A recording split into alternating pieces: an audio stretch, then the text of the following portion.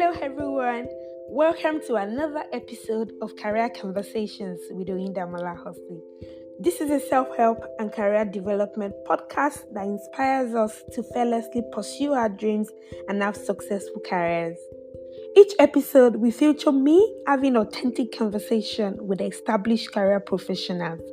They will share their journey, experience, and practical tips with the purpose of impacting and equipping us to improve our personal and professional lives. Joining me today is Sesi Ajose. Sesi has over 9 years of experience in the financial servicing industry. Her experience spans across auditing, bank examination, risk management, compliance, and anti-money laundering. She currently works for a Fortune 500 company, one of the biggest players in the investment and financial sector in the world. Moving abroad is such a significant change that can bring multiple levels of stress, fear, and uncertainty. The way we manage these changes can strengthen and prepare us for the new future that lies ahead on our career journey. Sesi will be sharing with us a career story, how she explored new opportunities that aligned with her career path as a new immigrant, and the steps she took to get her foot inside corporate America. Thank you so much, Sesi, for coming on board. Thanks for having me, Oida. Okay, so now let's get into it. Can you tell us about your career journey? I started my career within the Nigerian regulatory space, Nigerian Deposit Insurance Corporation specifically. So there I moved roles around risk assets review, bank examination, and I had responsibilities around asset management, compliance, audit, and I did that for about 7 to 8 years. Then I had to move to the United States where a new reality set in. So when I got here, I took on a role with Morgan Stanley, but it was a temporary position that got renewed, and I was eventually converted to a permanent staff. So the contractors then we used to have like this red badge. So when you change your badge to the permanent badge, you feel all good. Wow. So that was just my journey for the past 8 to 9 years. Oh, okay. Thank you for sharing. I know that relocation comes with, uncertainty, fears, worries, and the question of, am I going to get a job? Mm-hmm. Am I making the right decision? Mm-hmm. So how were you able to manage that? Mm-hmm. I had all those fears. I mean, those fears are very valid. You're moving into a new environment, new culture. There was so much uncertainty, like that comes with not even knowing the future. So I was so nervous. But part of the reasons for that fear was the fact that I had a good job back home, and I think my income was relatively stable. So, and it was a familiar environment. So that sets the tone for the expectation. And that expectation was so high. And I was just really nervous. But at the end of the day, I had to get myself into a vision, like a plan. This is what I want to do. And I set goals around that vision. Okay. So that was how you were able to, manage the uncertainty that comes The with fears, relocation. yeah. Okay, speaking of, you were trying to speak on cultural shock. So speaking on that, how was that for you, and how did you deal with cross cultural communication? It was very deep in the sense that I was in a global brand. I was in Morgan Stanley, which is a Wall Street bank. And I had to work with like really smart, vibrant, young professionals. And aside that, it was really fast paced. So different from what I've always known and what I was used to. And I was used to sending emails, giving it to the secretary would give it to director. It took forever for us to even get things done. So now moving here and you had to make decisions on your feet, I was drowning. It took me a while. Like it really took me a while. But at the end of the day, I had to just keep reminding myself that if they didn't see something of value in me, I wouldn't be here. Right. So I just kept reminding myself of that value, and I focused on what I was bringing to the table. So that really helped me, though it wasn't easy at the initial stage, in the sense that when I'm talking, I'm like, do they even understand what I'm saying? It took such a while, but at the end of the day, I just tried as much as possible to focus on the value I was bringing to the table.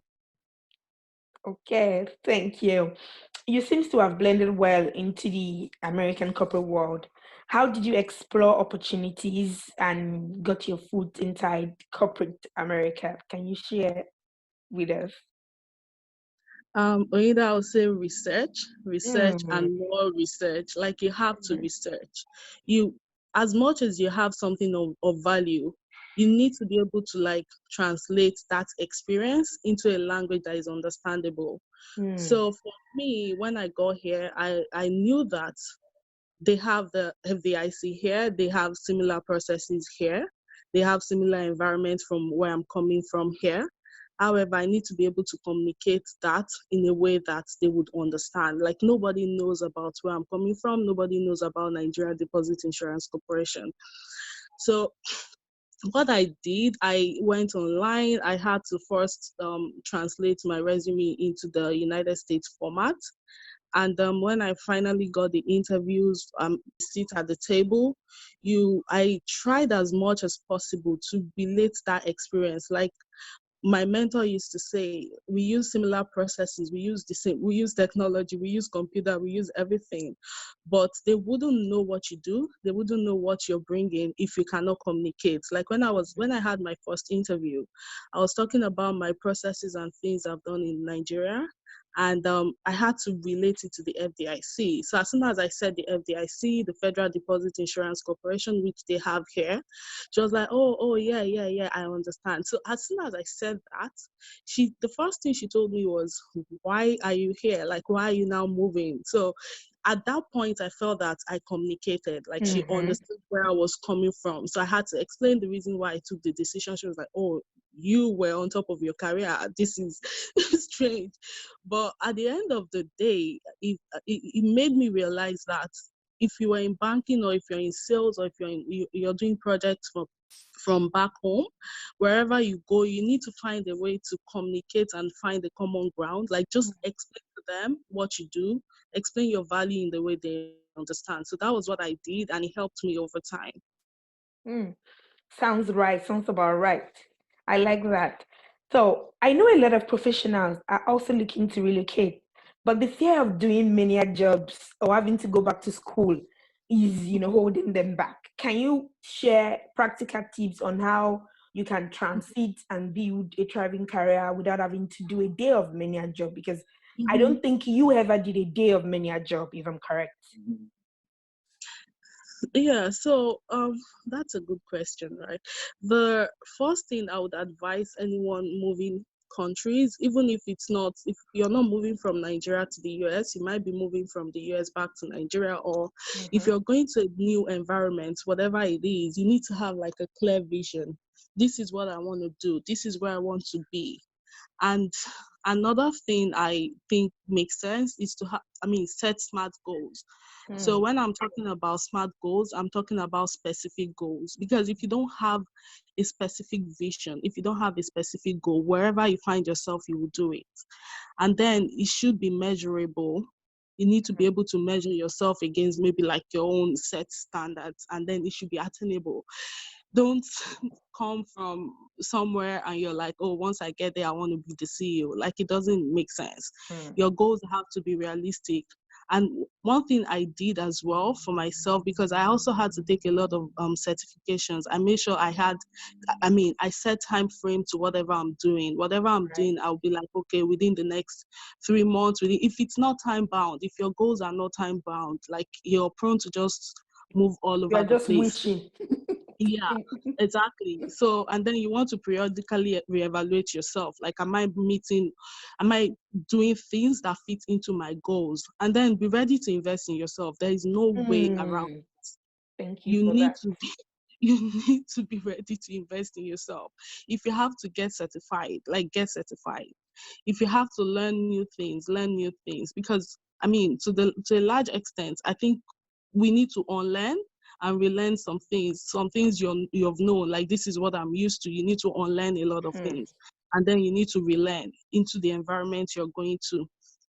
And I also joined a lot of forums, whatever so long as I see a platform, I join, even it doesn't. Community. I like to call them communities.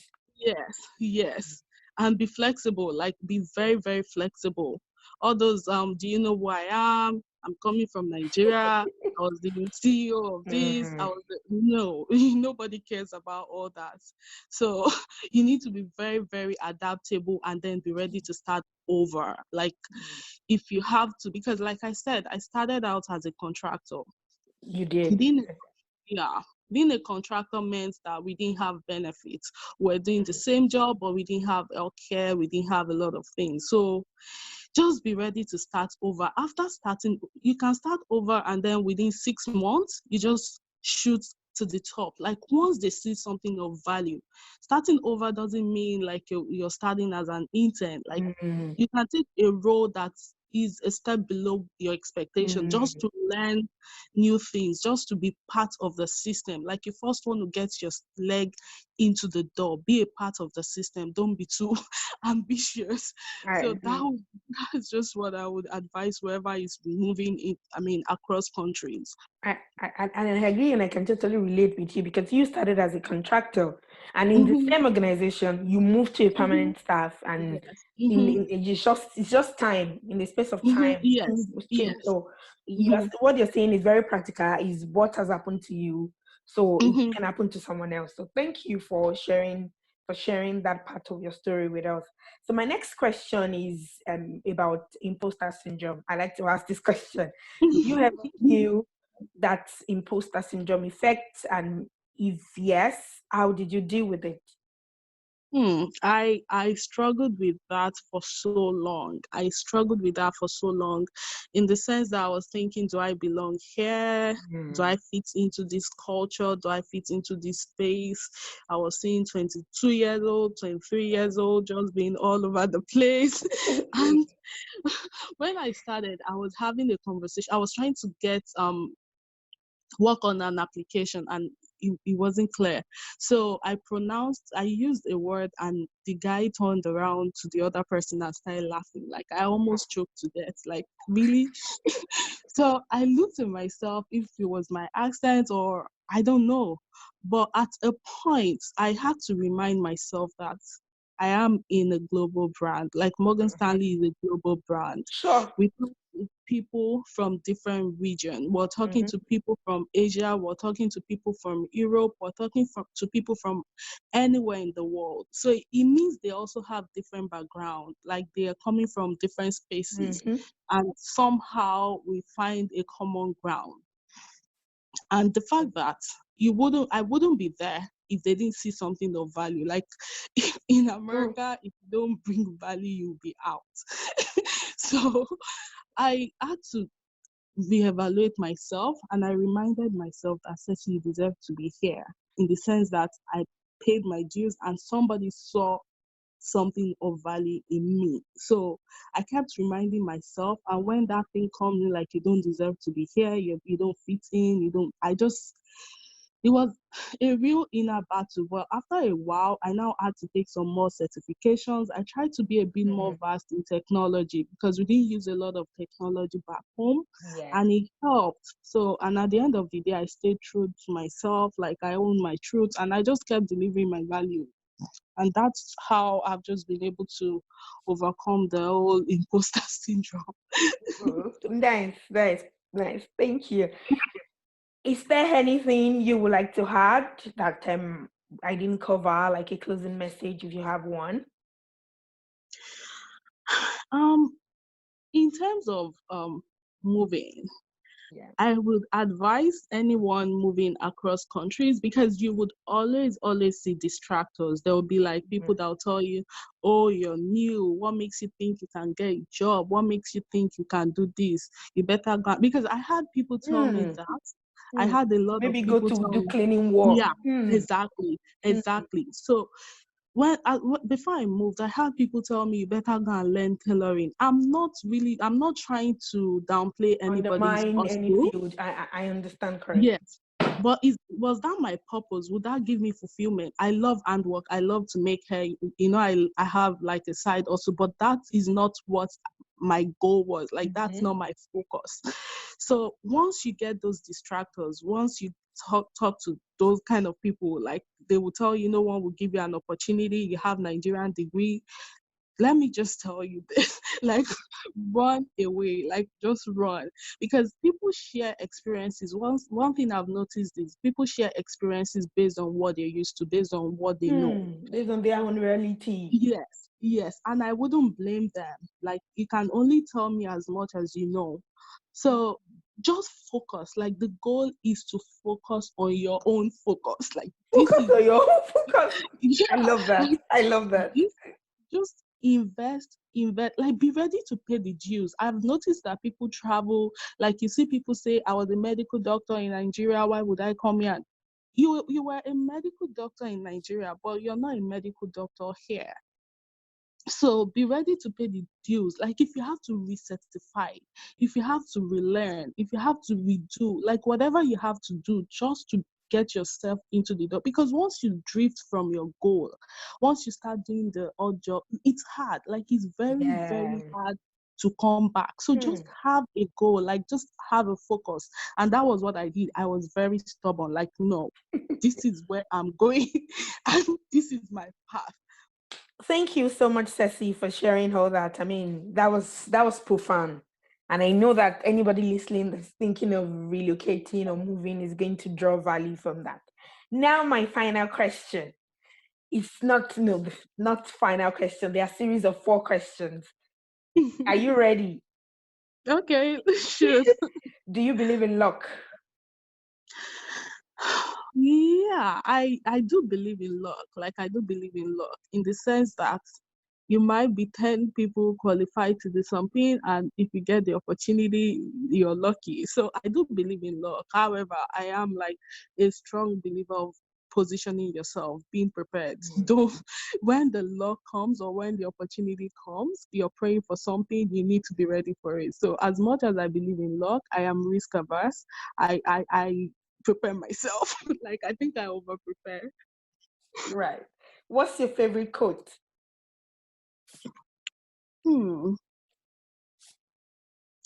I have a lot of quotes, but one thing that drives me, one quote that I go for, aim for the stars. Like, aim for the stars, just be unstoppable. So in my mind, every morning I remind myself, Sesi, aim for the stars. Nobody, like, no distraction. Nice. What's the title of the last book you read? I've been reading this book lately. I saw some reviews online, and it kind of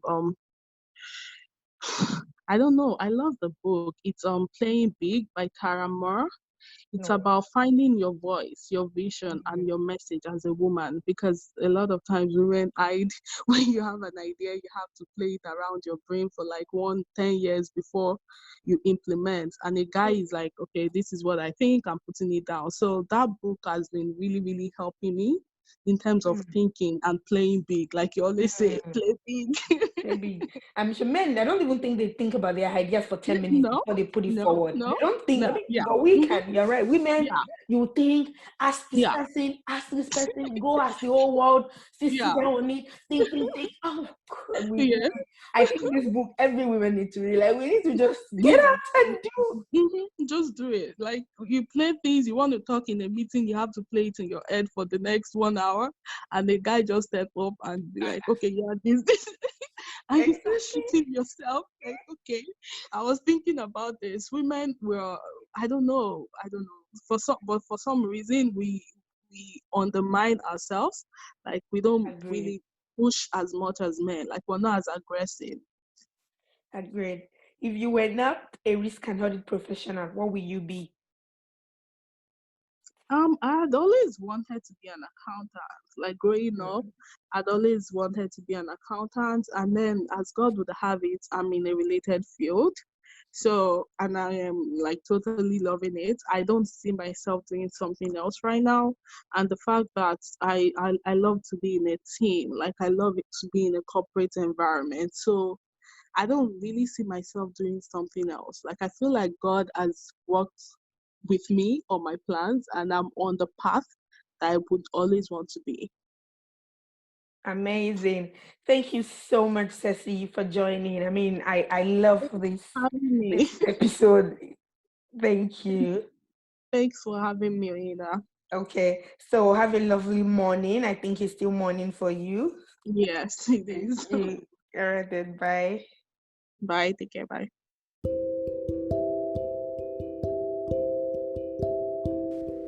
Thank you so much for sticking till the end. I appreciate the time you have decided to spend with me. Kindly share this podcast with your friends, and if you're listening on Apple Podcasts, please take a minute to drop a review. I would personally love to hear from you. Feel free to send me an email or DM with your comments, suggestions, and feedback. Till next time, never stop believing and pursuing your dreams. You will realize it takes you to take a bet on you.